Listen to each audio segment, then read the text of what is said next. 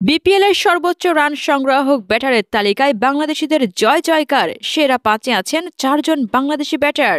সর্বোচ্চ রান সংগ্রাহক ব্যাটারের তালিকায় শীর্ষে সিলেট স্ট্রাইকার্সের জাকির হাসান।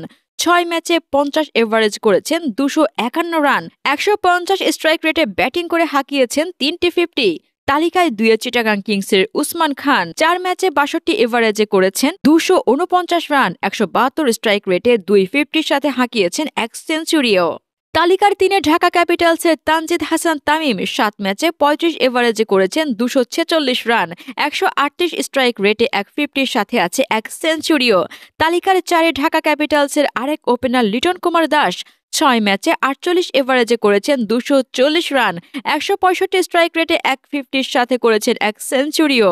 এই তালিকার ৫-এ রংপুর রাইডার্সের সাইফ হাসান ৭ ম্যাচে ৩৮ এভারেজে করেছেন ২২৮ রান।